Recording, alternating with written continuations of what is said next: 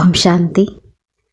యాక్చువల్గా మనలో ఉన్నటువంటి గడిచిపోయిన విషయాలు ఉంటాయి చూసారా, వాళ్ళు ఇలా చేశారు, అలా చేశారు, ఇబ్బంది పెట్టారు, ఏవో రకరకాల విషయాలు మనం ఆలోచిస్తూ ఆలోచిస్తూ ఆలోచిస్తూ అది మెల్లగా నెగిటివిటీలోకి మారిపోతుంది.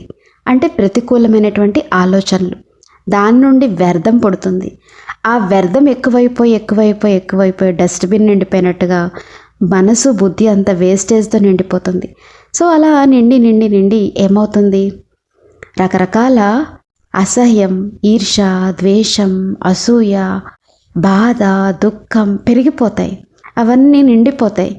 నిండిపోయి నిండిపోయి ఏమవుతుందో తెలుసా, హింసాత్మకమైనటువంటి చాలా హింస కర్మలు చేస్తారు. అంటే కొట్టడం, గట్టిగా చంపడం, ఇలాంటి దాకా వెళ్ళిపోతుంది. ఇది ఒకేసారి రాదు. హింస అంటే లోపల ఎంత నెగిటివిటీ ఉందో, ఎంత వ్యర్థం ఉందో, ఎంత చెత్త ఉందో, ఎంత గడిచిపోయిన విషయాలు ఉన్నాయో వాటన్నిటి వల్ల ఇలా జరుగుతుంది. దీన్ని చాలా ఇంపార్టెంట్. ప్రతి క్షణము అటెన్షన్లో ఉండాలి. ప్రతి క్షణము మనం ఏం చేస్తున్నామో ఆలోచించి చేయాల్సి ఉంటుంది. కొంచెం అటెన్షన్ ఎక్కువ పెట్టాల్సి ఉంటుంది. ఎందుకనంటే మనం పాజిటివిటీ గడిచిపోయిందని సెకండ్లో ఇలా జస్ట్ లైట్గా తీసేసుకున్నాం అనుకోండి, సంతోషం రిజల్ట్ ఉంటుంది, చాలా బాగుంటుంది కదా.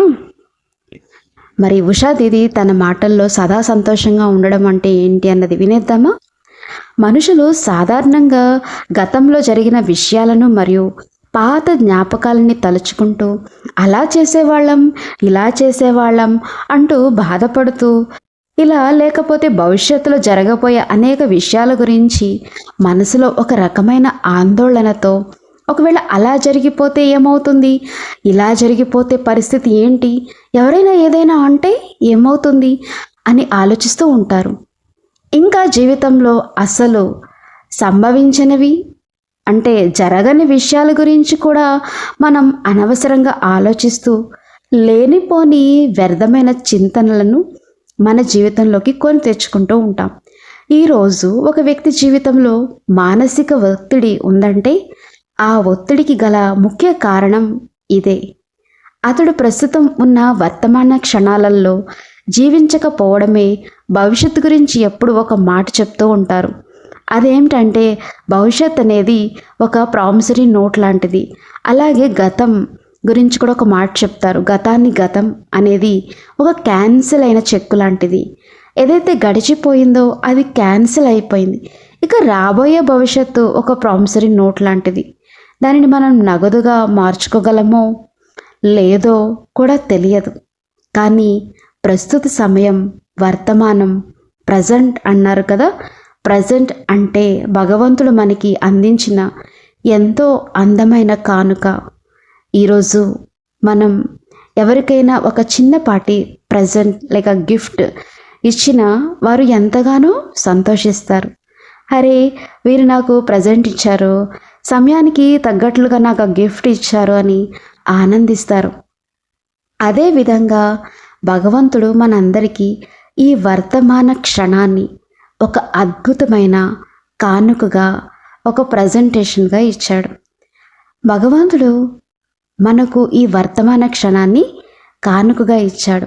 కానీ ఈ యొక్క గిఫ్ట్ వల్ల మనకు సంతోషం లేదు. ఎందుకంటే ఎక్కడో ఒక చోట మనసులోని ఆలోచనలు గతంలో జరిగిన విషయాలతో చుట్టుముట్టిపడి ఉన్నాయి. లేక భవిష్యత్తు గురించి ప్రతికూలంగా ఆలోచిస్తున్నాం. అలాంటప్పుడు వర్తమానంలో మనం పొందాల్సిన ఆనందం, భగవంతుని ద్వారా మనకు లభించిన ఈ గిఫ్ట్ వల్ల మనకు కలగాల్సిన సంతోషం ఎక్కడుంటుంది? మరి మనం వర్తమానంలోనే ఎందుకు జీవించకూడదు? మరియు ఆ సంతోషంతో ప్రతి క్షణాన్ని, ప్రతి ఫలాన్ని ఎందుకు ఆస్వాదించకూడదు? నిజానికి జీవితంలో చింతించాల్సిన విషయం ఏదీ లేదు. గతం గురించి కానీ భవిష్యత్తు గురించి కానీ అస్సలు ఆందోళన చెందవలసిన అవసరం లేదు. నిజానికి గతకాలం గురించి కానీ భవిష్యత్తు గురించి కానీ చింతించాల్సిన పనే లేదు. ఎందుకంటే శ్రీమద్ భగవద్గీతలో కూడా భగవంతుడు అర్జునుడికి ఒక అద్భుతమైన మాట చెప్పారు. ఏదైతే జరిగిందో అది కూడా మంచిదే జరిగింది. ఏదైతే జరుగుతుందో అది కూడా మంచిదే జరుగుతుంది. మరియు ఏదైతే జరగబోతుందో అది ఇంకా మంచిది జరుగుతుంది. ప్రతి ఒక్కరి జీవితంలో ఉండేవి ఈ 3 క్షణాలే కదా. గడిచిపోయిన కాలం కూడా చాలా మంచిదయింది. సరే, ఆ సమయంలో కొన్ని తప్పులు జరిగి ఉండవచ్చు, జీవితంలో కొన్ని ఒడిదుడుకులు కూడా వచ్చి ఉండవచ్చు. కానీ ఆ ఒడిదుడుకుల్లో కూడా మంచి ఏముంది? జీవితంలో ఎన్నో ఫెయిల్యూర్స్ వచ్చినప్పటికీ ఆ అపజయాలు వస్తూ కూడా మనకు చేసిన మంచి ఏంటి? అందులో మంచి ఏమిటంటే ఆ సమయం కూడా మనకు ఎంతో నేర్పించి ఒక మంచి పాఠాన్ని ఇచ్చి వెళ్ళింది. దానివల్లే కదా ఈరోజు వర్తమానంలో మనం ఇంతటి అనుభవజ్ఞులుగా ఎలా మారేవాళ్ళం. అందుకని ఏదైతే జరిగిందో అది కూడా మంచిదే జరిగింది.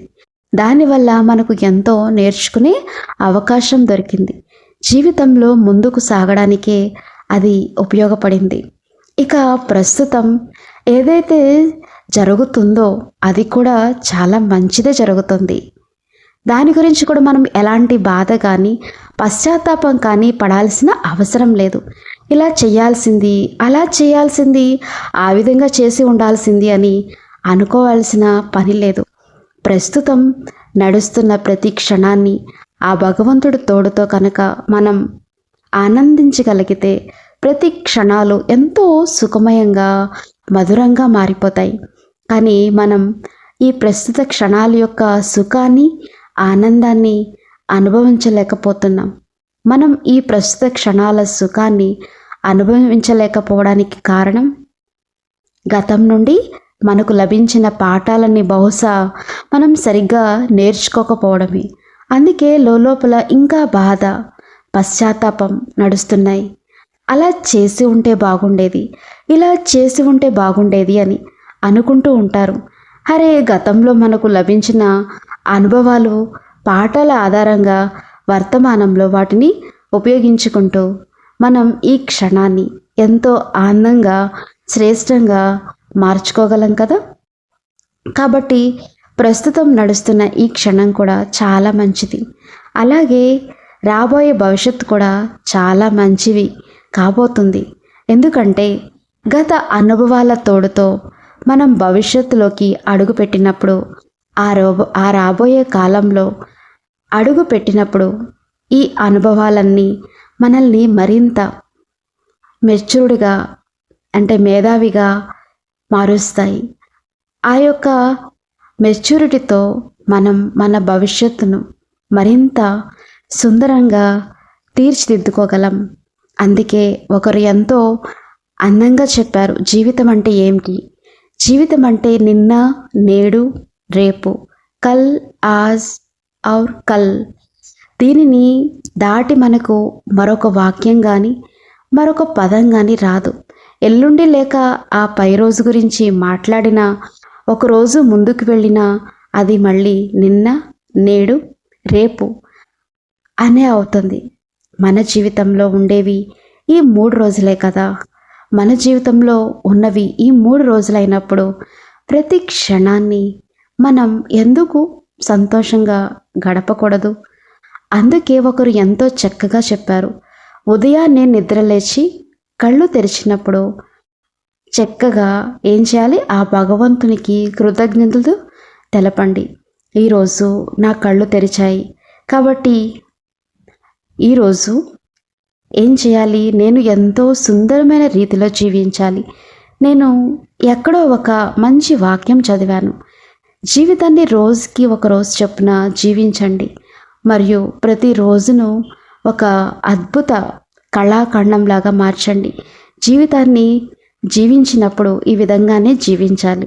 ఈరోజు ఒకరోజే నా దగ్గర ఉంది, ఈరోజు మాత్రమే నా చేతిలో ఉంది అని అనుకోవాలి.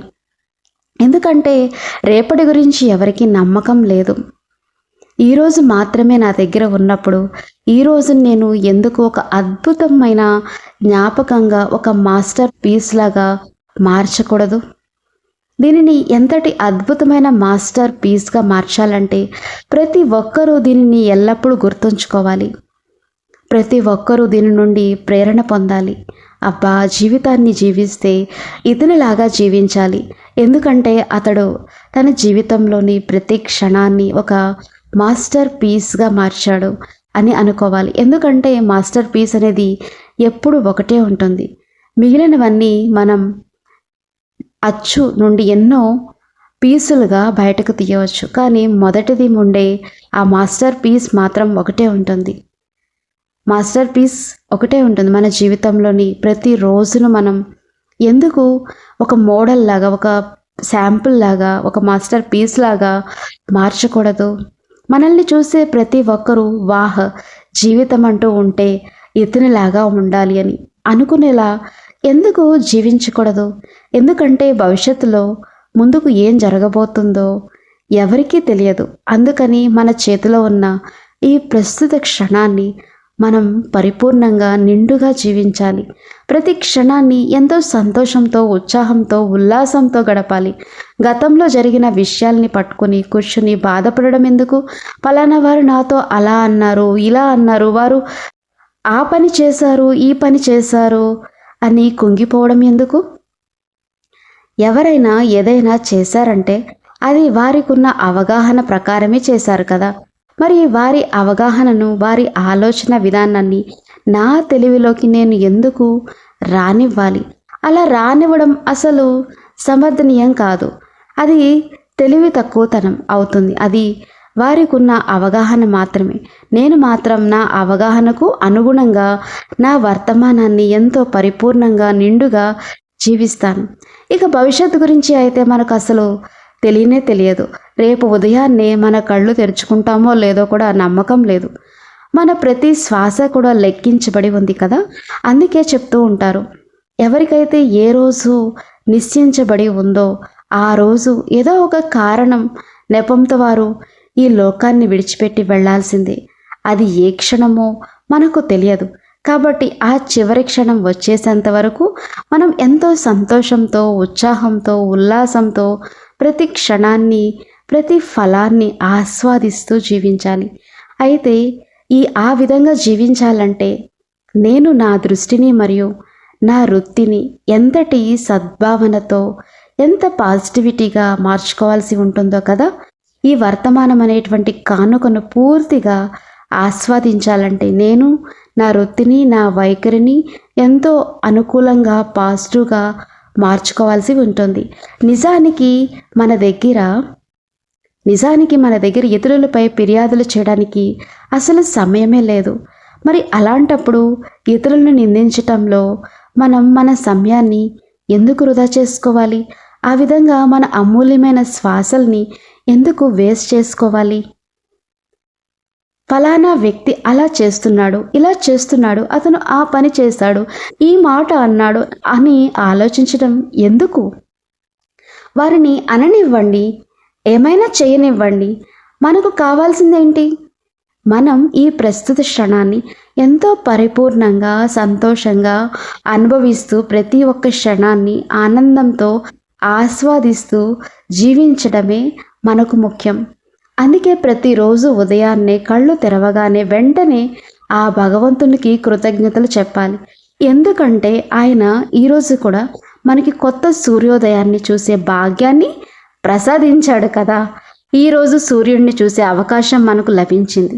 అలాగే సాయంత్రం వేళ సూర్యుడు అస్తమించడాన్ని కూడా మనం అందరితో కలిసే ఆనందంగా చూడగలిగాం. అందుకని ఆ పరమాత్మునికి, ఆ ఈశ్వరునికి ఎల్లప్పుడూ కృతజ్ఞతలు తెలుపుకోవాలి.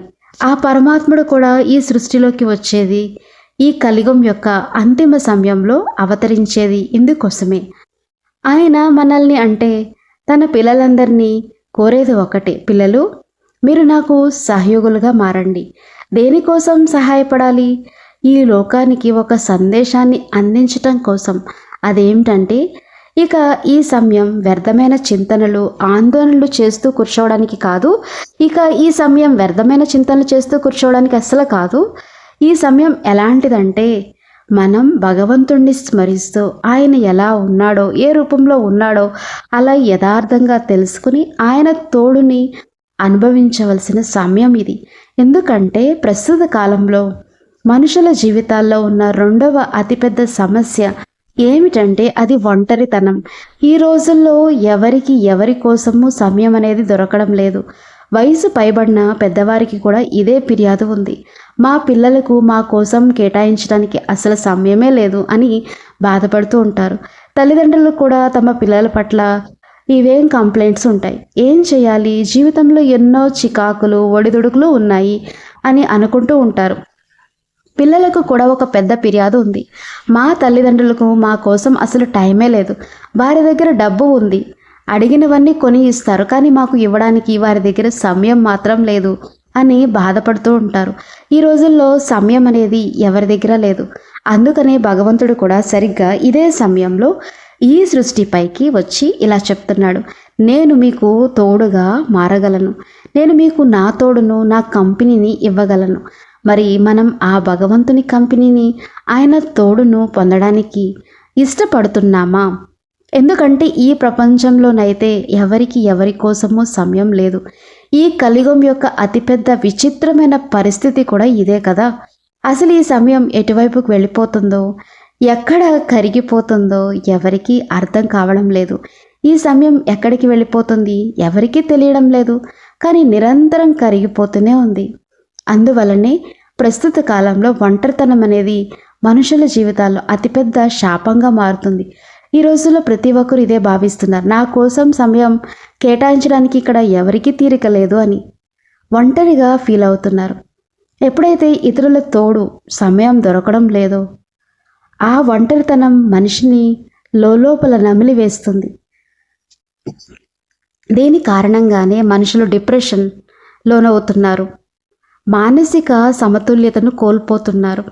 సరిగ్గా ఇలాంటి సమయంలోనే భగవంతుడు తాను చేసిన వాగ్దానాన్ని యదా యదా హి ధర్మస్య అన్నట్లుగా ఎప్పుడైతే అధర్మం పెరుగుతుందో ఆ సమయంలో నేను ఈ ప్రపంచంలో అవతరిస్తానని చెప్పి ఇక్కడికి వచ్చి మనకు ఒక మంచి ఆఫర్ ఇస్తున్నాడు. అదేమిటంటే నేను మీకు తోడుగా ఉండగలను అని. నేను మీకు తోడుగా ఎప్పుడూ ఉంటాను. ఇప్పుడు ఒకసారి ఆలోచించండి, సాక్షాత్ ఆ పరమాత్మని తోడు ఎవరికైతే లభిస్తుందో ఆ వ్యక్తి ఎంతటి అదృష్టవంతుడవుతాడు. అతని కంటే గొప్ప భాగ్యశాలి ఈ ప్రపంచంలో ఇంకెవరు ఉంటారు?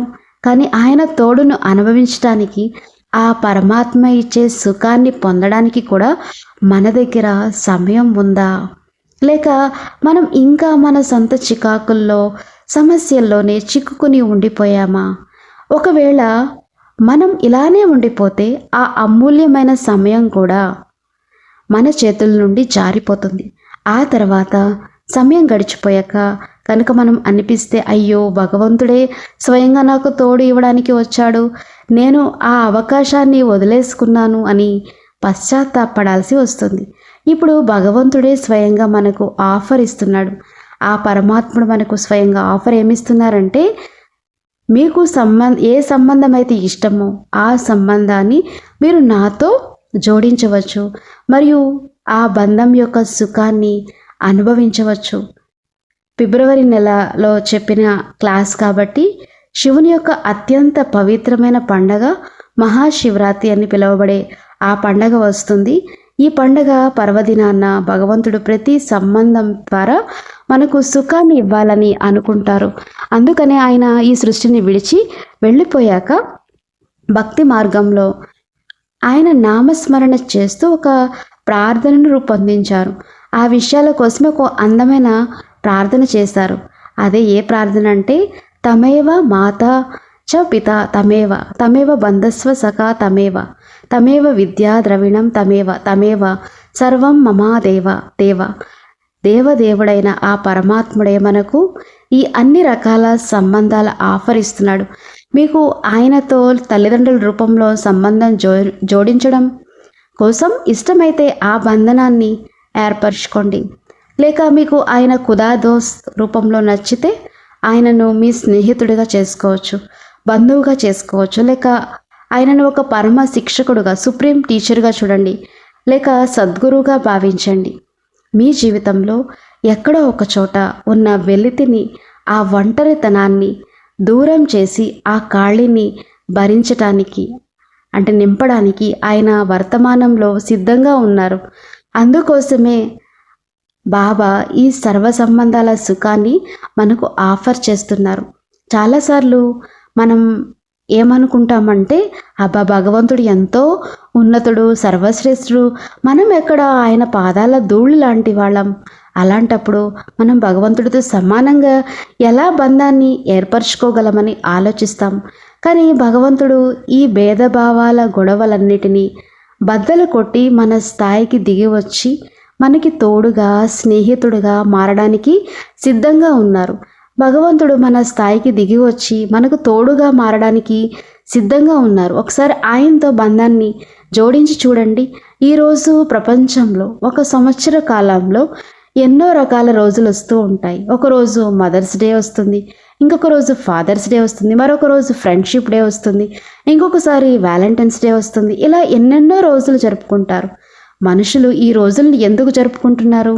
ఎందుకంటే మనిషి జీవితంలో ఎక్కడో ఒక చోట ఏదో ఒక సంబంధానికి సంబంధించిన లోటు లోపల ఉండిపోతుంది.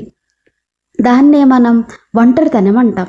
ఆ ఖాళీని పూర్తి చేసుకోవడానికి మనిషి ఆయా రోజుల్ని సుఖాన్ని అనుభూతి పొందాలని ప్రయత్నిస్తాం. కానీ ఈ లౌకిక ప్రపంచంలో ఒక మనిషి మరొక మనిషికి ఎంతవరకు తోడుగా నిలవగలడు? ఎంతవరకు ఈ బంధాల సుఖాన్ని ఇవ్వగలడు?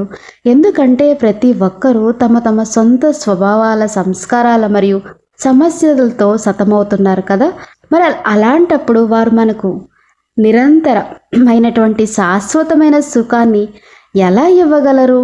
కానీ ఎవరైతే సదా సుఖ సాగరుడో, ఎవరికైతే ఎలాంటి సొంత స్వార్థం కానీ పరిమితులు లేవో, ఆ పరమాత్ముడు మనకి ఈ సర్వ సంబంధాల సుఖాన్ని ఇవ్వడానికి సిద్ధంగా ఉన్నాడు. ఆయనతో ఒక్కసారి బంధాన్ని జోడిస్తే మన జీవితంలో ఏ రోజైనా సరే, అది మదర్స్ డే అయినా, ఫాదర్స్ డే అయినా, ఫ్రెండ్షిప్ డే అయినా, ప్రతిరోజు మనం ఆ భగవంతుడితోనే ఎంతో అద్భుతంగా సెలబ్రేట్ చేసుకోవచ్చు. అప్పుడు మన జీవితంలో ఏ లోటు ఉండదు, ఏ ఒంటరితనం మిగలదు. మనం మన జీవితంలో ఈ ఒంటరితనాన్ని, వెలితిని పోగొట్టుకోవడానికి మహాశివరాత్రి అనే ఒక అందమైన పండుగను జరుపుకుంటాం. ఈ పండుగను భారతదేశం అంతటా ఎంతో వైభవంగా జరుపుకుంటారు. ప్రజలందరూ శివాలయాలకు వెళ్ళి పరమశివుడికి ప్రత్యేక అర్చనలు, పూజలు చేస్తూ ఆయన తోడును అనుభవించాలనుకుంటారు. ఆ భగవంతుడి అనుగ్రహం కోసం ఆ రోజు ఉపవాసాలు ఉంటారు. ఎన్నో కఠినమైన నియమాలని పాటిస్తారు మరియు పవిత్రతను అవలంబిస్తారు. ఈరోజు శివాలయంలో ఉపవాసాలు, నియమాలు పాటిస్తూ ఎలా అయినా ఆ పరమశివుని యొక్క సాంగత్యాన్ని అనుభవించాలనే తపనతో ఉంటారు. శివలింగంపై బిల్వ పత్రాలని సమర్పిస్తూ ఈ రోజంతా మేము భగవంతుడితోనే గడిపేస్తాము అని ఒక విధమైన అంతర్గత ఆనందాన్ని పొందుతారు. అయితే భగవంతుడు ఏమంటున్నారంటే, పిల్లలు ఇలా కేవలం ఒకరోజు మాత్రమే ఎందుకు జరుపుకుంటారు? ప్రతిరోజు ఇలాగే జరుపుకోండి, ఎందుకంటే నేను మీకోసం ఎల్లప్పుడూ సిద్ధంగానే ఉన్నాను అని చెప్తున్నారు. ప్రజలు కుంభమేళాకి వెళ్ళి నదుల సంగమంలో పవిత్ర స్నానాలు ఆచరిస్తూ ఆ సుఖాన్ని మరియు ఆనందాన్ని అనుభవించాలనుకుంటారు. కానీ ఇక్కడ జరగనున్నది సంగమం. ఒకవైపు కలియుగం యొక్క అంతిమ సమయం, అంటే అధర్మ కాలం ముగుస్తుంది. మరొక వైపు సత్యుగం యొక్క ప్రారంభ సమయం మొదలవుతుంది. ఇలా ఎక్కడైతే రెండు యుగాల కలయిక జరుగుతుందో, ఎక్కడైతే ఆత్మ మరియు పరమాత్మల అనుసంధానం జరుగుతుందో, ఆ నిన్న నేడు రేపుల యొక్క ఈ మధుర సంగమ సమయాన్ని మనం మన జీవితంలో పరిపూర్ణంగా ఉపయోగించుకోవాలి. దీనిని మనం ఎంతలా సద్వినియోగం చేసుకోవాలంటే, భవిష్యత్తులో ఎప్పుడు కూడా అయ్యో ఎంతో సుఖాన్ని ఇచ్చే ఆ మధుర క్షణాలను నేను వృధా చేసేసుకున్నాను, వాటిని పూర్తిగా ఉపయోగించుకోలేకపోయాను అని పశ్చాత్తాపడే పరిస్థితి రాకూడదు. కాబట్టి ప్రస్తుత సమయం యొక్క పిలుపు ఇదే. భగవంతుడు స్వయంగా మనకు ఒక గొప్ప అవకాశాన్ని ఇస్తున్నాడు. ఎక్కడైతే భగవంతుడే స్వయంగా మనకు తోడుగా ఉంటానని అవకాశం ఇస్తున్నాడో, అలాంటప్పుడు మనలో ఉన్న అజ్ఞానాన్ని అంతటిని పూర్తిగా తుడిచిపెట్టేయాలి. ఆ జ్ఞాన సూర్యుడైన పరమాత్మని యొక్క దివ్య కాంతిని మన జీవితంలో నింపుకోవాలి.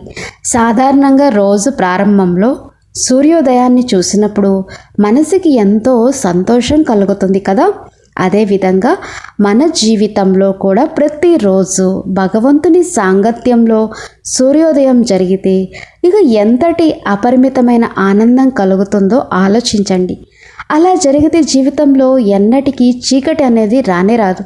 జీవితంలో ఏర్పడే చీకటి అనేది కేవలం అజ్ఞానం వల్లే వస్తుంది. కాబట్టి ఆ అజ్ఞానం అనే చీకటి నుండి మనల్ని మనం శాశ్వతంగా వెలుగు వైపుకు నడిపించుకోవాలి. అందుకే ఈ రాత్రిని శివరాత్రి అని పిలిచారు. రాత్రి అంటే అంధకారం, మరియు ఈ అంధకారం మరేది కాదు, మనలోని అజ్ఞానమే. ఎప్పుడైతే జ్ఞాన సూర్యుడు ఉదయిస్తాడో అప్పుడు అజ్ఞానం అనే చీకటి నశిస్తుంది. జ్ఞాన సూర్యుడైన ఆ పరమాత్ముడు ఈ సృష్టిలోకి అవతరించినప్పుడు ఆయన జ్ఞాన కాంతి యొక్క తేజస్సు ఎంతటిదంటే అది మనలోని అజ్ఞానం అనే చీకటిని పూర్తిగా దూరం చేస్తుంది. సాధారణంగా ఎక్కడైనా చీకటిగా ఉంటే మనుషులు భయాన్ని అనుభవిస్తారు. మనం ప్రాక్టికల్గా భౌతిక ప్రపంచంలో చూసినా కూడా రాత్రి వేళ అసలు వెలుతురు లేని, కనీసం స్ట్రీట్ లైట్లు కూడా లేని ఒక చీకటి వీధిని దాటమని ఎవరికైనా కోరితే వారు నాకు చాలా భయంగా ఉందని అంటారు. కానీ అదే పగటి వెలుతురులో ఆ భయం ఎక్కడ ఉంటుంది? ఉండదు కదా. సరిగ్గా అదేవిధంగా జీవితంలో ఎదురయ్యే అజ్ఞానమనే చీకట్లలో కూడా మనిషి ఎంతో భయాన్ని పొందుతాడు మరియు తమను తాము శక్తిహీనుడిగా భావిస్తాడు. కానీ ఎప్పుడైతే పరమ పవిత్రుడైన జ్ఞానసూర్యుడు మన జీవితంలో వ్యక్తమవుతాడో అప్పుడు అజ్ఞాన అంధకారం తొలగిపోతుంది, భయం అంతమైపోతుంది. దానితో జీవితంలో ఒక నూతన శక్తి, ఒక సరికొత్త చైతన్యంతో మనిషి ముందుకు సాగడం ప్రారంభమవుతుంది. అందుకే శివరాత్రి అంటే ఒక నూతన శక్తితో, సరికొత్త ఉత్సాహంతో జీవితం ప్రతిరోజు జీవించడం అని అర్థం. ప్రతిరోజు ఉదయం నిద్ర లేవగానే పరమాత్మను నుండి అనంతమైన శక్తిని పొందాలి. మన ద్వారా మన మనస్సుని ఆయన మధురమైన స్మృతిలోకి తీసుకువెళ్ళి ఏకాగ్రం చేయడం ద్వారా మన జీవితాన్ని నూతన శక్తితో మరియు నూతన చైతన్యంతో నింపుకోవాలి. ఇలా నింపుకున్నాక ఆ రోజంతా ఎంత అద్భుతంగా గడుస్తుందో మీరే గమనించండి. అందుకే నేను ముందే చెప్పాను, ప్రతిరోజును ఒక అద్భుతమైన కళాఖండంలాగా, అంటే మాస్టర్ పీస్ లాగా మలుచుకోండి. మరి ఒకరోజు మాస్టర్ పీస్ లాగా అలా మారుతుంది. దానికోసం మనకు ఒక నూతన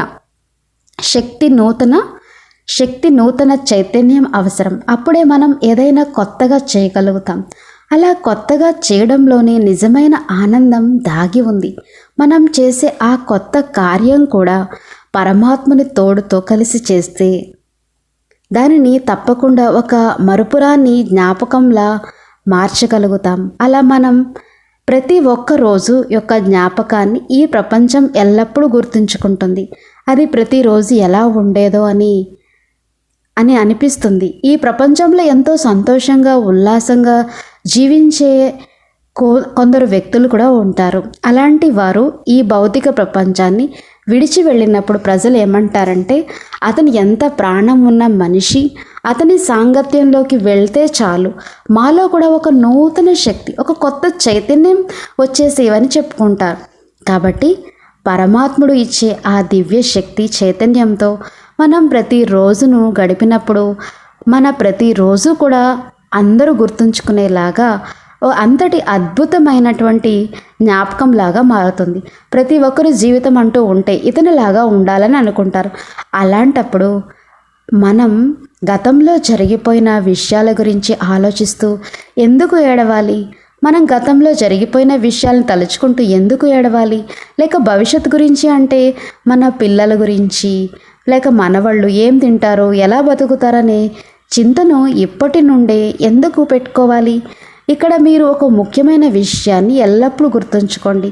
ఈ సృష్టిలోని ప్రతి ఆత్మ తన యొక్క అదృష్టాన్ని తానే స్వయంగా రాసుకొని ఈ భూమిపైకి వస్తుంది. ప్రతి ఆత్మ తన అదృష్టాన్ని తానే వెంట తెచ్చుకుంటుంది.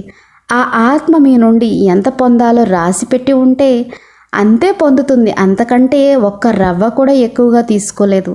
ఒకవేళ మీరు వారి కోసం అంతకంటే ఎక్కువ ఆస్తిని కూడబెట్టినా కూడా దానిని మీ పిల్లలు అనుభవించలేరు. ఎవరో ఒకరు దాన్ని దోచుకుని వెళ్ళిపోవడమో, తినివేయటమో, లేక వ్యాపారంలో నష్టం రావడమో జరుగుతుంది. ఆ అసలైన ఆస్తిని సద్వినియోగం చేసుకోండి. ఓం శాంతి.